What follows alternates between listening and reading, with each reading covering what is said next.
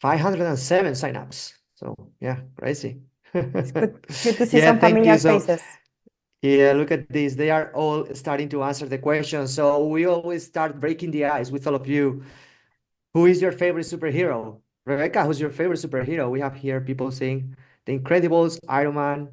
I love Greetings Captain America.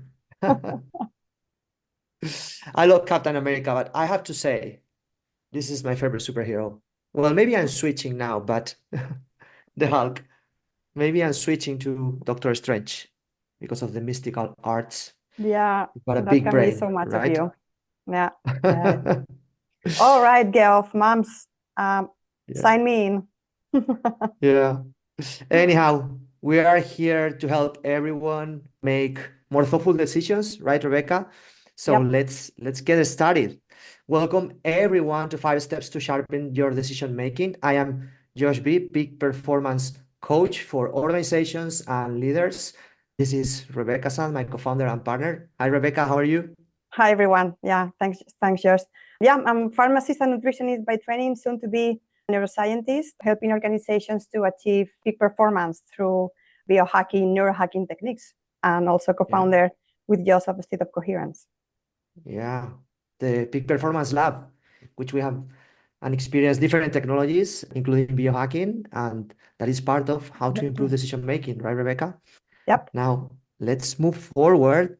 Let's start with, before we get started, we want to remind you all that we have a masterclass coming soon, actually in November 4th, about precisely biohacking to biohack your pathway to peak performance. And you can get a 25% off after this meeting. We will be sending this coupon to you. Using this coupon, you can sign up for 25% off. And we will be sharing also in the chat a LinkedIn post. And then you comment the LinkedIn post, you will get a 50%. But that's coming in 1 month. And the idea is to help you design your protocol to unlock your peak performance through biohacking techniques. But now let's get back to today. The agenda. What are we going to teach you today? First, the neuroscience of decision making. Rebecca will drive us through what's going on in our brains and how can we be clouded by our brains when making decisions or not perform at our best when we make decisions. 5 minutes of top cognitive biases to be aware of so you can catch them before they get into you. Then 5 minutes of why pros and cons is a flow method, and we need a better method. The next method that we're going to teach you, the 5 steps for high stakes decision making or managerial decision making. This is decision making for leaders. So that's the point. Then the do and the don'ts. Then we will be closing with neurohacks or biohacks for better decision making, the favorite part of Rebecca and myself, but not the most important one today, right? Are you ready? I'm ready. Yeah, I hope everyone is. Yeah, let's go for it. Perfect. So for the questions, whether you can drop them in the chat, both Josh and I will be monitoring it. But as you saw in the agenda, we'll have some time at the very end for also for question and answers. We will try to be also stick to the time.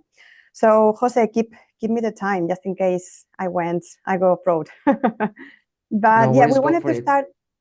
We wanted to start with some basics, like to start the conversation and to see how our biology and our neuroscience, together with our bias, can cloud or judgment sometimes, and be aware that we all can be victims of in a positive way of our own thinking. But as leaders and executive, making decision is central to our role and even to our lives. But what if I told you, and I think you probably know that many of our choices are influenced by hidden processes in the brain?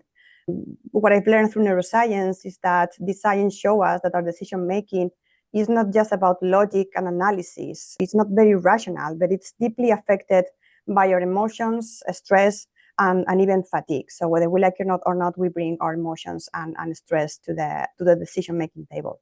So with this slide, I want to give you a quick overview, a quick and a very simplistic, I have to say, overview on how this brain mechanism can work, so you can start using this knowledge to make more strategic decisions.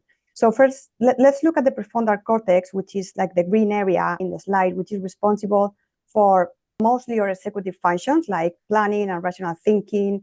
What happens is that under a high stress or high pressure, or even after long hours of work, this part of the brain gets fatigued and lead us to poor decision making. So it's even, for example, special when we went to home at night, and rather than planning for the dinner, we grab whatever it's in the fridge. That's a very quick way. It's a very quick way to see. So there are techniques to make those decisions in advance or before, with like bigger decisions before we can this brain kind of fatigue.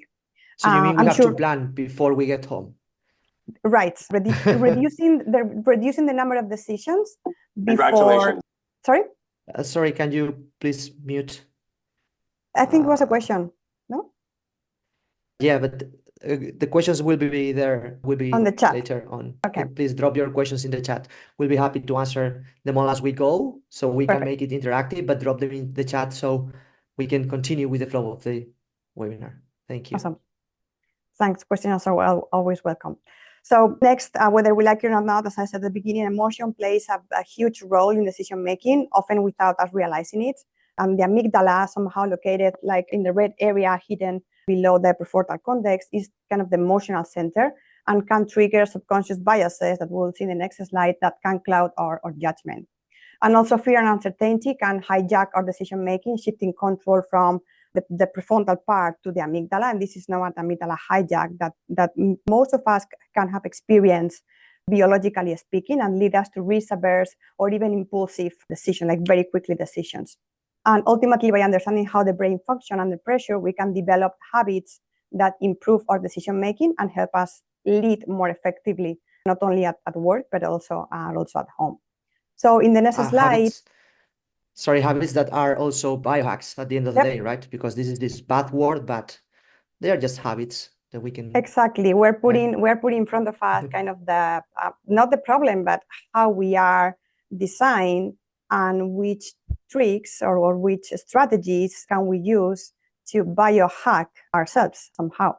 But also cognitive bias plays a role. So now that we have very high level explore how our physiology and also our chemistry affects our decision making at a neurological level, let's take a closer look at some of the specific like cognitive bias. I'm just gonna review some of the most typical ones, like the most frequent, that even many of them can be done at the same time, kind of overlap one after another.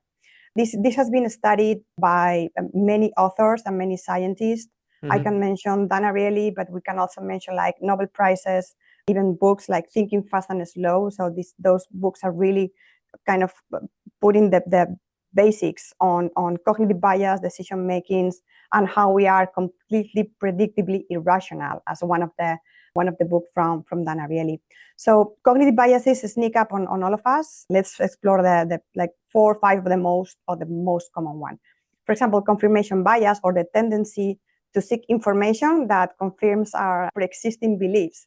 That's very human.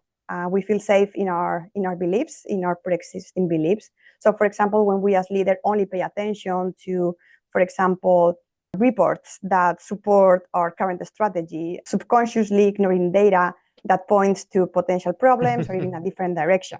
And we all can be victims in a good way of our own bias. So let's give it a try, and let's think on this way if we have suffered of this confirmation bias, or even in real time if we are suffering of this confirmation bias or bias. Let me ask a question to everyone here. Drop a 1 in the chat if you think that more than one time you have made a decision before discussing it, and then unconsciously you were looking for reasons to confirm the decision that you made unconsciously. Well, I'm gonna say 1 for sure. That's a very good one. And 1. Look at this. The thing is that this is not part of the discussion today, but the science and the evidence said that we justify the decision that we've made subconsciously. So somehow the decision is already made and we justify it. So there is a lot of discussion around it. So yeah.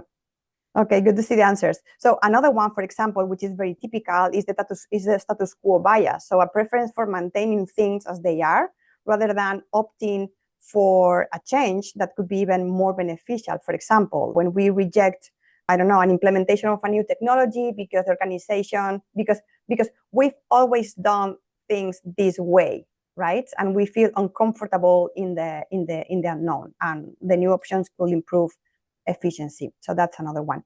The overconfidence bias, I think it's another one very, very common, and it's overestimating our own abilities or knowledge. When we assume, for example, as executives, that our past experience is sufficient to make decisions. I mean, I experienced this myself today when discussing with two of my colleagues, the co-founders of the company that I work for. So I was trying to be aware myself that my experience is not the only one reason to be on the table. So I don't want to be overconfidence bias and have others' opinions in mind and conduct a thorough analysis on for example, of the current market. We will explore the analysis paralysis later on, so it's kind of a balance also. And the last one, the anchoring bias and the fixation of, for example, on the first piece of information. This is very typical on pricing strategies. And I think that The Economist was very, very well known for this anchoring bias and putting the decoy pricing in the middle, so we get kind of biased towards one of the another. So don't get me wrong, these cognitive bias even sometimes are useful because are the result of the brain's need to simplify and expedite decision-making processes, especially when we do thousands of it during the day. But knowledge is power. So that's what my brother-in-law typically said. Knowledge is power, and it comes with a huge responsibility. That's also a sentence from a superhero, if I'm not mistaken. But a recent report... Spider-Man, uncle, actually. I'm not very well known on superheroes, to be honest. But yeah, recent reports support how this biology and cognitive biases translate into the C-suite decision rooms. For example, those are just numbers, but that we can see reflect ourselves on it. So only 28% of the strategic decisions, almost 30, one-third of them, in companies are generally considered good, like in a post-mortem analysis, for example, or even more, the more striking 60% of the time that bad decisions are made just as often as good one, which is kind of throwing a coin and hoping for the best. But oversimplifying, why this is happening? Because further is complexity on translating strategy into action. And many great ideas get lost in execution because they aren't well understood at every level of the organization. That can be one explanation. But also, and this is the point of the webinar today, is because many of us often rely on simplistic methods, like, for example, pros and cons. And Jose is going to explain a little bit more why pros and cons can work in some scenarios, but when we are thinking about business decision and decision making in executives, that might not be the best approach. Thank you, Rebecca. And that's the reality. Yeah, I just had to look at LinkedIn, how many people is talking about pros and cons, and it's like, well, we have to find a better way, and this way is not super complex. On the opposite, I feel like the other way makes the conversation better. Why we think that pros and cons is a flow method and we don't use it for high stakes decisions? Well, it's good for you to have a personal list for yourself. But if you want to make a high stake decision, or a decision in which you have to fire someone, or you have to buy a new house, or you have to change the organization, the entire organization, or how you are incentivizing the behaviors of your sales team or your marketing team, well, you have to think beyond the pros and the cons. And why is that?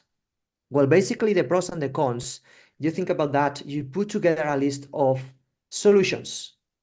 So what that means is that, and then you brainstorm or you think about the pros and the cons. So the thinking process is around the solution. Okay, what is the pro and the con of the solution? What is the pro and the con of the solution? And you then create a list of pros and cons for this solution. So it's a solution-centric approach.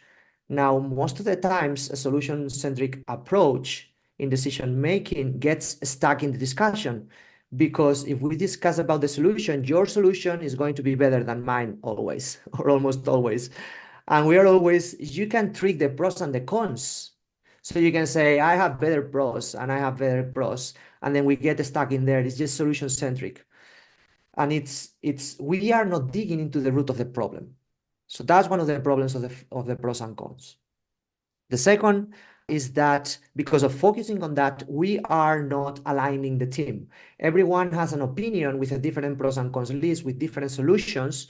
So we are just talking about personal perceptions and opinions instead of thinking about the common goal of the team. So there is no team alignment when we are using pros and cons. And equally important, pros and cons is overlooking the why we are making the decision. Once we are just talking about solutions, we are making it about the solution, not the why. And the why is rooted into the problem. So we have to spend many, many time looking at the problem. What's the problem? Because what I found in all this 18 years of experience is that most of the times leaders are solving symptoms, not problems. You don't want to do that. You want to find the root cause. And then after finding the root cause, which is the why you need to make a decision, then you discuss with the team what is the criteria, what are the criteria to make a decision.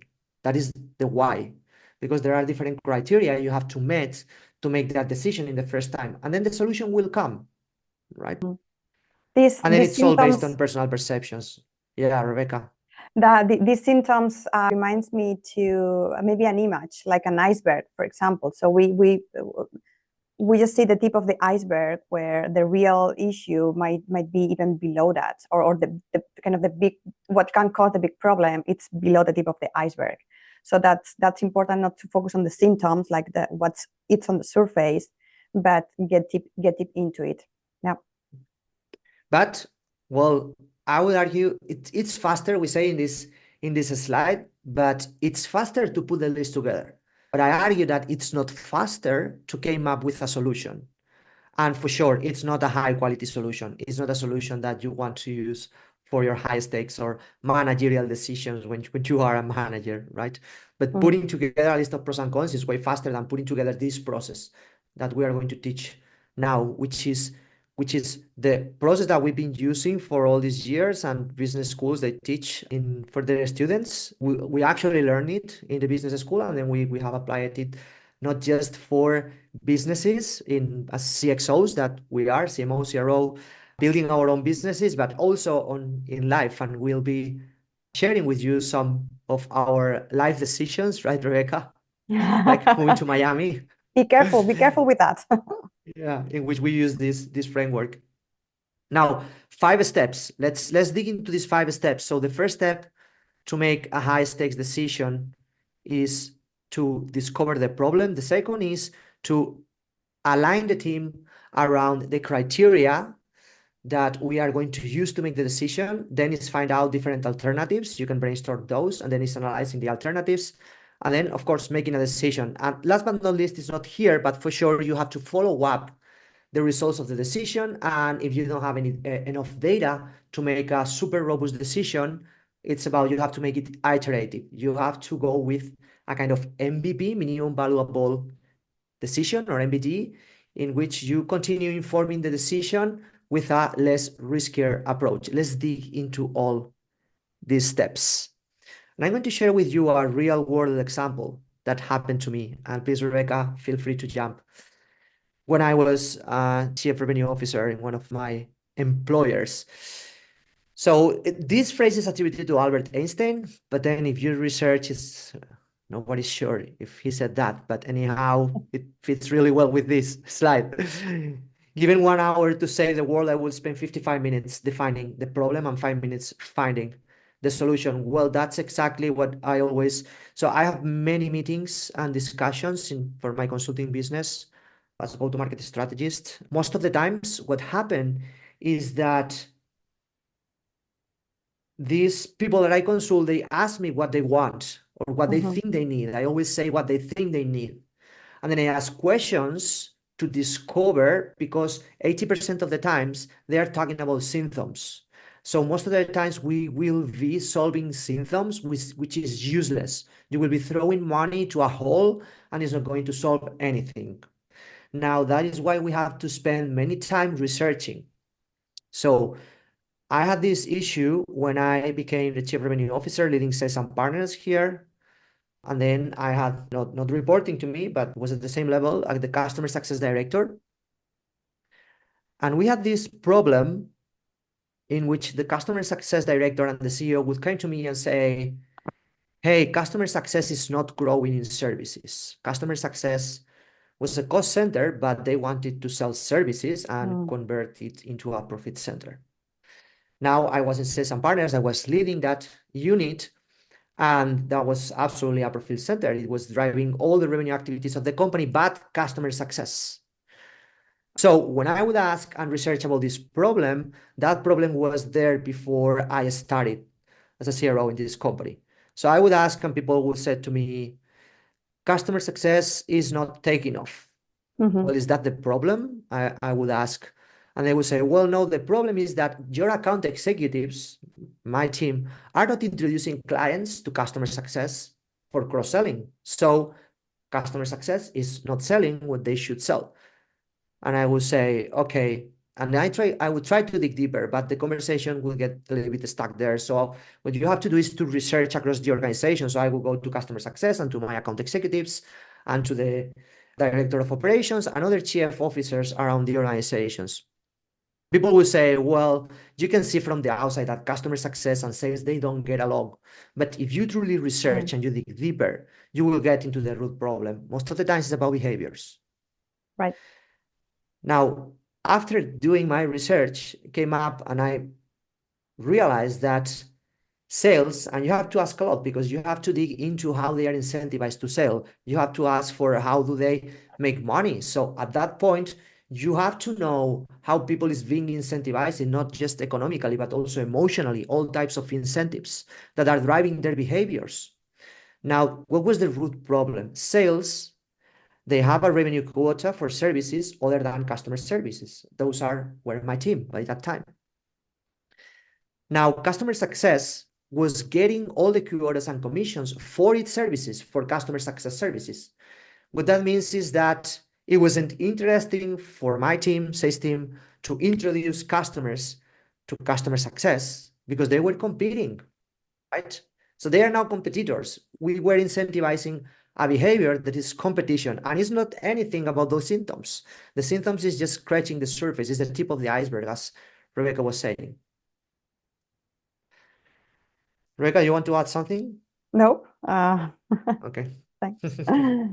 Now, we move to the next step. This step is one of the two steps that is critical for the alignment of your team. Because before you move into the next step, your team, or if you are the decision maker, you have to be very clear and aligned on what is the root problem causing the symptoms, and is the root problem that you have to solve and make a decision about. Now, once we have the root problem, once you have the root problem, the second point is keep understanding the why, which is prioritizing and listing, well, first defining and then prioritizing the criteria, meaning that what is critically important for the business when we make this decision, and what needs to be true to pick a solution. We can have 100 solutions. I don't recommend that, but when you brainstorm, you create a list of solutions, create 3, 5 tops, but then how do we analyze the solution? Well, the criteria is the most important part of this decision together with the problem, because it's what is going to get your team aligned. So versus the pros and the cons, in the pros and the cons, the conversation gets stuck in the solution. It's a solution-centric approach.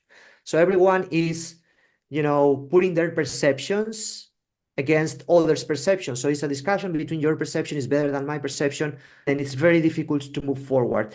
But here we are talking about a goal that is not about us. We're switching the perception to the company. It's about the company. It's not anymore about you. It's about the teams. It's not anymore about you. It's about a bigger goal than ourselves. And that's the way you can get past that biases that we have and those personal perceptions. Now, we define those criteria. In this case, in this example, we align the criteria as, okay, why do we want to make a decision? What needs to be true to pick the solution? Well, you can weigh the criteria, but to simplify, we're doing here must-have criteria and nice-to-have criteria. Well, the CEO told me, well, a nice-to-have criteria, it's I don't want the customer success director not to resign from the job. And the customer success director told me, I want the existing account growth grow at 30% in the next year, then we all want a cohesive team, sales and, sales team, partnership team, and customer success team getting along, communicating, and making a better job together as a current team. But then the must-have, it was above all of that, is customer success projects. We need them to grow in new accounts. It's different from existing account. In new accounts, double in 1 year. Why we must achieve this? Because otherwise we risk firing 25% of the customer success team. Plus, we are in this path to grow that we agreed in the new strategic plan. So we must achieve this. And of course, hopefully, not hopefully, but it's a must-have. We don't want to increase the sales expenses, which means commissions, hiring more people, and all of that. You want to add something, Rebecca? Just jump. I think that just to highlight the importance of, if you cannot do a weighted decision, like to weight the criteria, at least do the must and the nice to have, because it's not the same. I'm going to put this on a different example, like buying a house. Like, different thing is to have a garden than the budget that you have. So one thing is a nice to have, another one is a must, but the way that everything has in the decision is completely different. So in this case, I think that not to get the customer success resign was like 50%, if not more, of the weighting decision in this example. Well, in any case, we'll see that it's nice to have that part. Thanks, Rebecca. I want to stop here. Do you have any questions so far? Now is a good time because we are halfway the session. I'm checking the chat just in case you drop any questions. So I'll be monitoring it. Okay. You can go, George, and I will interrupt you if there is any question. Thank you. I have a question for them all.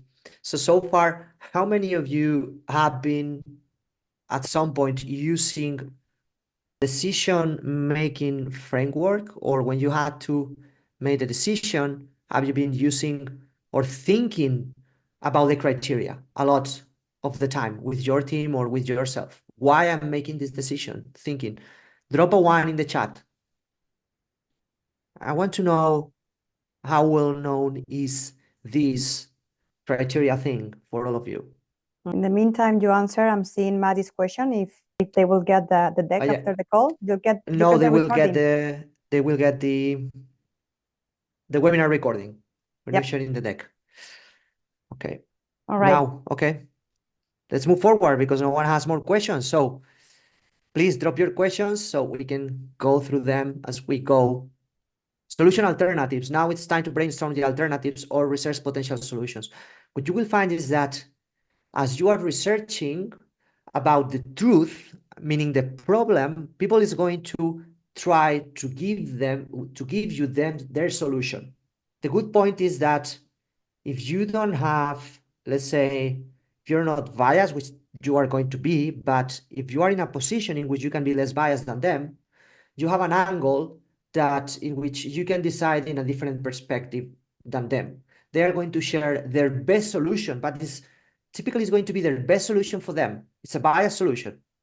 So you take note of this solution, and then after deciding on the criteria is when you discuss the solution and you analyze it through the criteria. We have a question by Emmanuel. Thank you, Emmanuel. How did you get to the root cause of the problems when you are new to a work environment? Well, when you are new to the work environment, the first thing I recommend you to do is the way we always do. It's you listen, you learn, you research. That's all you have to do in your first almost month, right, Rebecca? Yeah, I read, or I overheard the other day about the policy that one big brand in the luxury space has. When hiring new C-level executives, they were not allowed to make decisions within the first kind of 3 months. That's a lot of time for an executive, which means that their main goal, as you were saying, George, was to observe, was to learn and absorb, and not making rash decisions based on probably pre-existing bias. So yeah, I hope that answered the question, Emmanuel. Maybe it was maybe not what you were expecting, but wait and see. Yeah. So Emmanuel, going deeper into the answer. So what that means about researching and learning means about understanding how your team is organized, ask questions about how your team is incentivized and how are they being paid in terms of commissions and also emotionally benefits that they have, whether it's their working schedule. Also understand the politics that play into the team and gain your allies. You have to be able to make this type of decision if you are not, let's say, an authority in the team is going to be tough because this type of decision needs authority. So you have to earn their trust. So play the game nicely so you win their trust and you can help them make thoughtful decisions through this process. So it's part of that learning process in which understanding who you have to talk to discover all of this and who can be your ally to give all the information that you need to make the decision. Yep. Okay. Now, solution alternatives. Now is when you put together all those alternatives, some will come by asking and researching because they are going to give you those ideas, and then other solutions will pop in your mind as you are researching. The process of research is very enlightening, I would say, and insightful because it's going to give you many, many ideas. This is not as much as important step in terms of thinking a lot about it, because most of the times just by researching you will get all the different solution alternatives that you can have. So list not more than 5, don't get stuck, list them and move forward. That's our advice. Now in this example we have these solution alternatives. First alternatives: hire an account executive for the customer success team. Someone was proposing that. The second is we have to give more incentives, sales commissions and quotas for the customer success director to the sales team. Move incentives. So instead of being those incentives to the paid to the customer success director, let's pay them to the sales team. The third one was, no, the customer success director has to get these commissions plus quotas. By the way, me as a sales and partner team leader, I wasn't getting quotas, unlike the customer success director. That's also part of the research, right? And that it's informing the decision. So the third one was, let's add incentives. Let's pay the sales team for cross-selling to customer services, but without removing the customer success director quotas. And then the last one is status quo bias, right, Rebecca? Let's stay and pray that something changes, which will never. Yeah, not making a decision is also kind of making a decision, but it's through the status quo bias. No. And I would argue that not making a decision, it's most of the times the most risky decision you can make, because biases are playing into our minds. We get clouded and we don't see the risk of keeping the status quo, right? Yep. Now, before we move forward, I want to remind you all that you have 25% of coupon valid until Sunday 6th for our next Biohacking Your Pathway to Peak Performance Masterclass that will take place on November 4th and 5th. You have the link also to comment on LinkedIn and get a 50% discount. It's on the chat. And with this masterclass, you will walk away with your personalized daily brain hacking protocol to achieve peak performance and enter into a state of flow. That's the idea. That's our goal with you. Yep. Next step. So we've been researching the problem. We've been talking and thinking through about the criteria to make the decision. We've been brainstorming solutions and listing them. And now it's time to analyze the different solutions. So how do we analyze solutions? Through the different criteria. We pick the solutions and we say, okay, this solution is accomplishing, it can achieve the criteria in the future. What are the odds of achieving that criteria in the future? Or achieves it maybe right away or not? And what are the odds, right? And all the implications for each criteria. Now we have simplified this because we don't have to bore you with colors, but the point is analyze all the different solutions criteria by criteria. And here, for example, if we stay and pray according to the must-have criteria, we stay and pray, do we think that the customer success projects from new accounts will grow 2 times in 1 year? Well, we know by the past that it's not going to happen. It's status quo. So if we don't change anything, we cannot expect different results. So that's not going to happen. Now, not increase sales expenses if we stay and pray. Yes, everything is as is. Okay, we don't increase sales expenses. According to the nice to have criteria, can we grow customer success projects growth in existing accounts at 30%? No, we don't think so, because the customer success director is alone. And then, is it likely that the customer success director doesn't resign? Yes, no, he's very happy with the status quo, so he won't resign for sure. And then will we have a cohesive team between sales and customer success? The answer is no, because it's status quo. And right now they don't get along. It's not that they don't get along, it's that they are competing. So it's not possible that they became a cohesive team if we don't change the situation. Do we have answers? Do we have questions, Rebecca? No, I'm not seeing. I'm seeing just a comment from Emmanuel from the question before, but we can have this later. Yep. Okay, thank you. Now, if we analyze the hire and account executive for the customer success team, well, it's clear that we want to increase sales expenses. And then if we further analyze that we will increase sales expenses, so that is a red, is the second one. And if we think through the first one, which is customer success projects from new accounts will grow 2 times in 1 year. So when we were talking about this criteria and discussing this in a team, everyone will say yes. Because if we hire an account executive, we will grow in new accounts. And I would argue, I don't think so, because at the end of the day, new accounts are being worked by the sales team. So even though the account executive is joining the customer success team, he needs the favor of the sales team to introduce this account. So we are doing the same, we're just adding headcount, right? So it was a clear red, even though at the first sight, it could look like a green. That's why we have to think critically.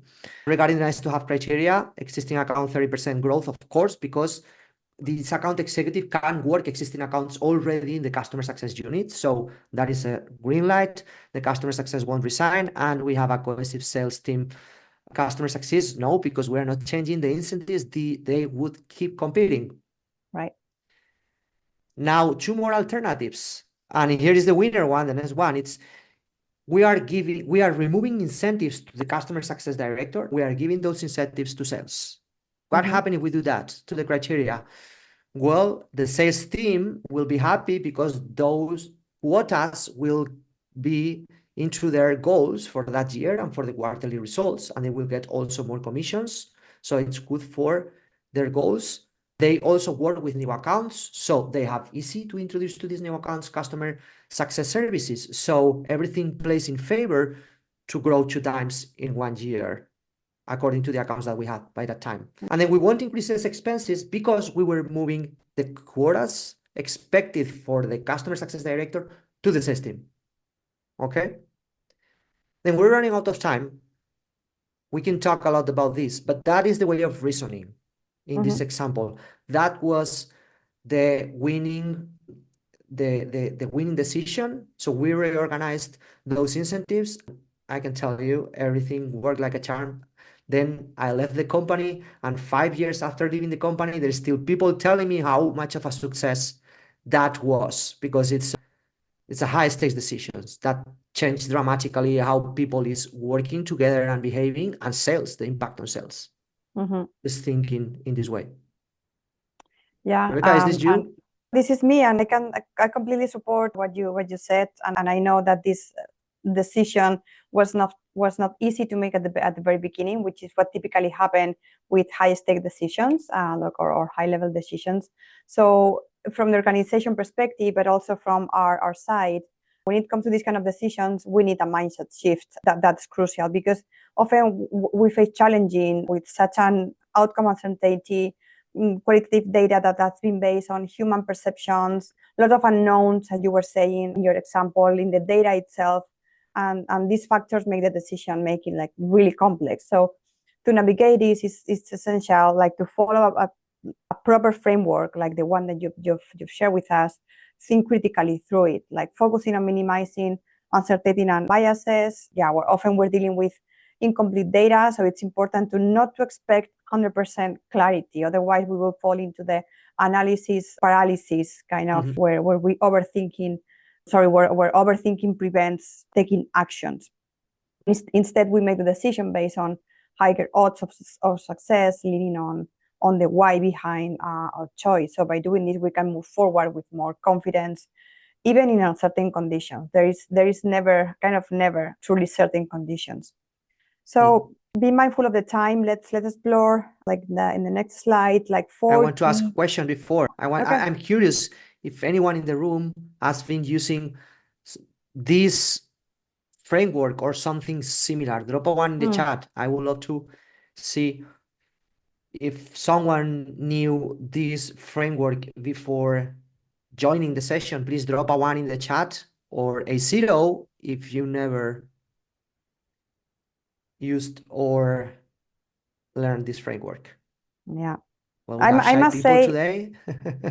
0. Thank you, everyone. Thank you. Yeah. Okay. Yeah, thanks for the honesty. Yeah, and that's fine. Totally. We are here to help. Yeah, and even sometimes using a framework, it's already useful, but we can always improve the framework that we use, and that's the reason why here to sharpen our decision-making process as part of the leadership teams.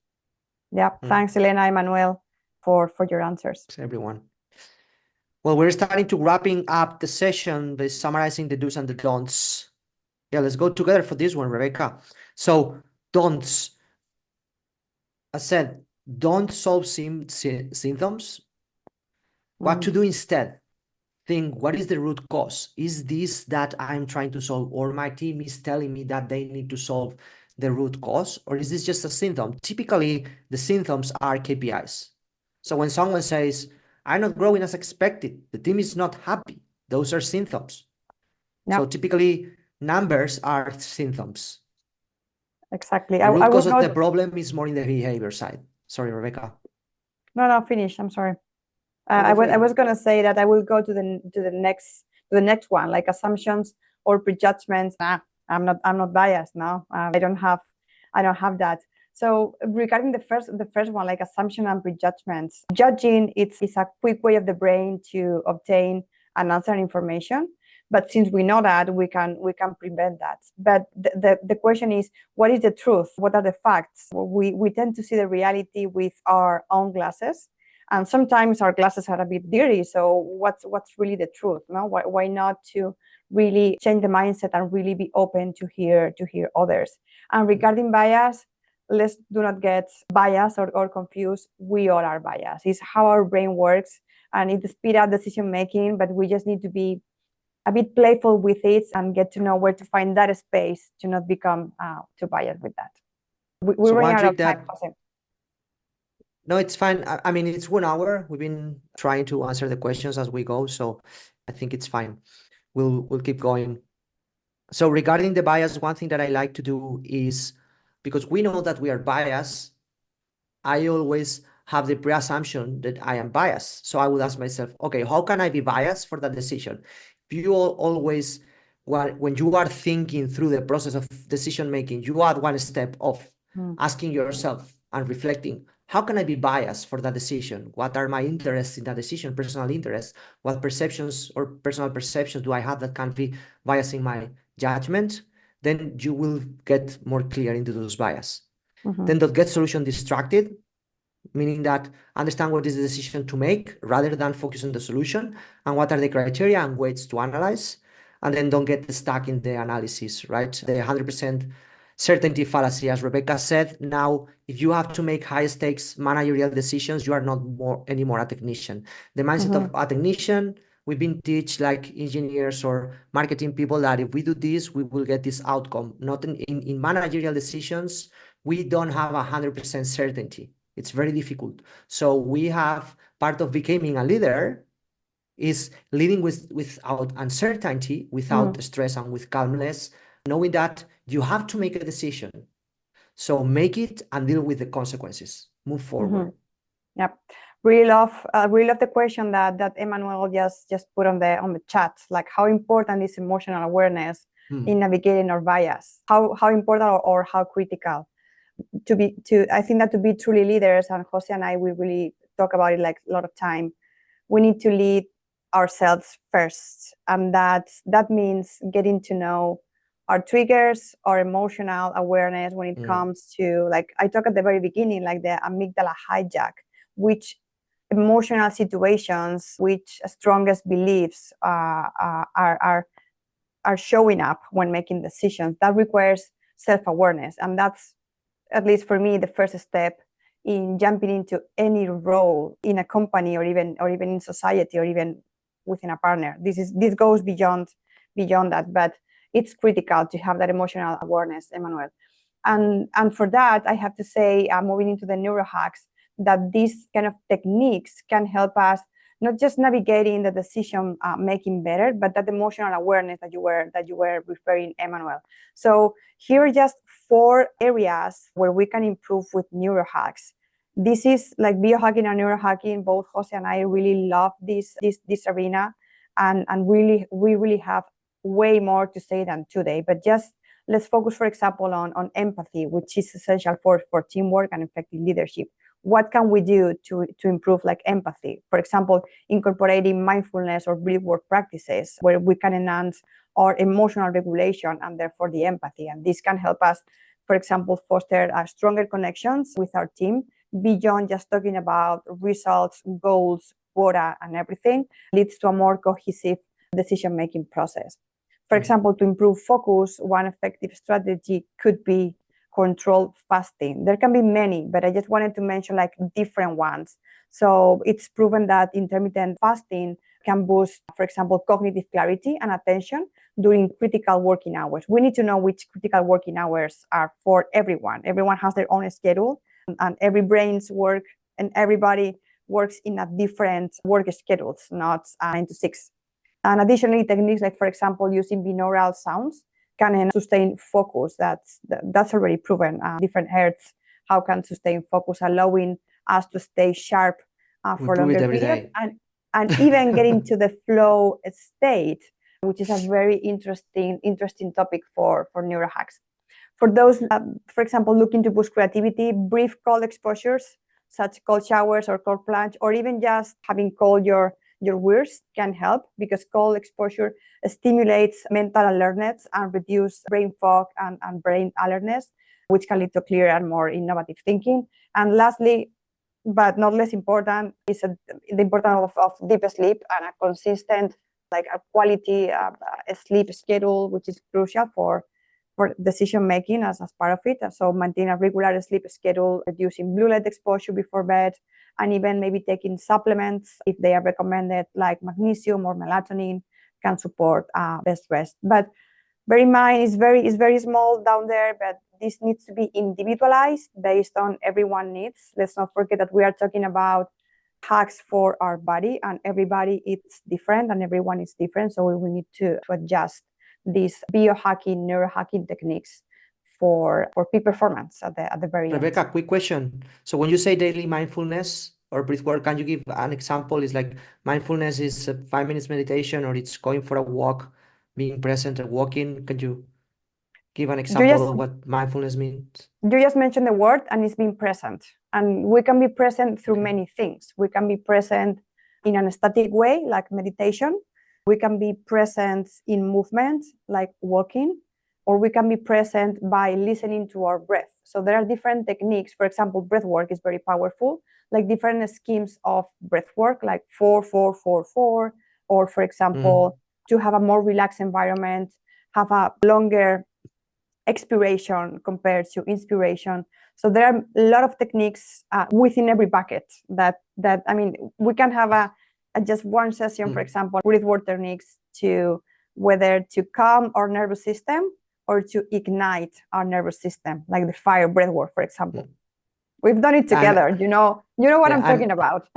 I'm so excited about this session that we're doing about neurohacking and biohacking, because ever since I wear this ring, the smart ring, I can learn all the impact that everything is having on my stress levels, on my nervous system, and then it's basically, we call it, we're making leadership tangible, self-leadership, because when we get the stress, it's just okay, we know it because the application is telling us, and then we go for a breath work or a meditation or a small visualization or whatever it is, that biohack, or even for just brain waves through the cell phone.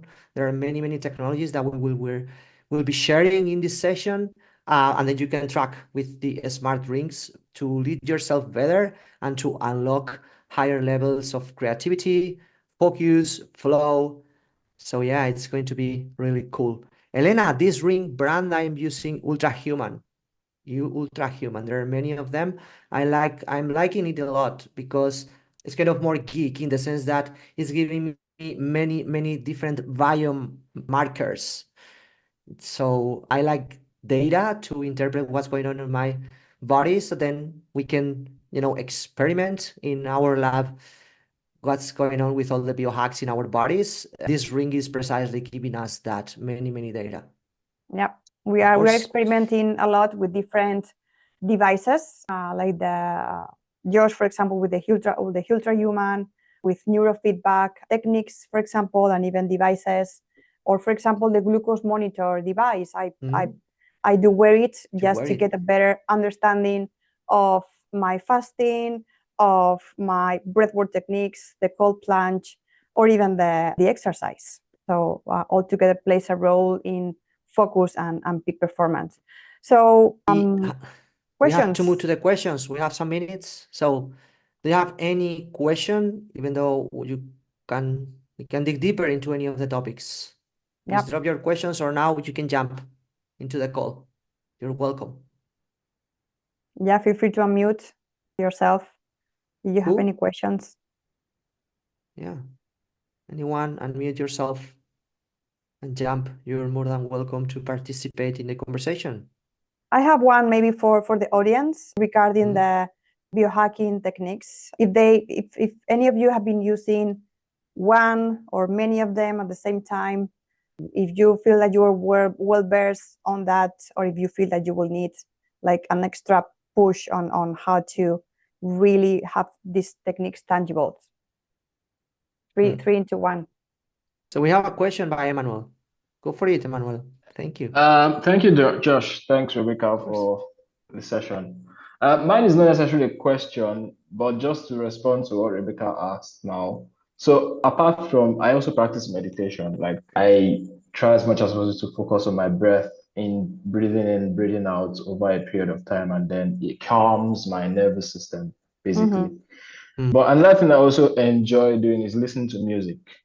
Right, so music calms me down a lot. It not only calms me down, but it also gives me like good mood, keeps me in a very good mood, joyous mood, and that helps me to, as you said, have a clear head when you're having to make decisions or having to work with a team and having to deal with people, basically. So that's right. That's how I navigate. Thanks a lot for the movement piece together with the music. So there are also cathartic techniques regarding to when it comes to movement.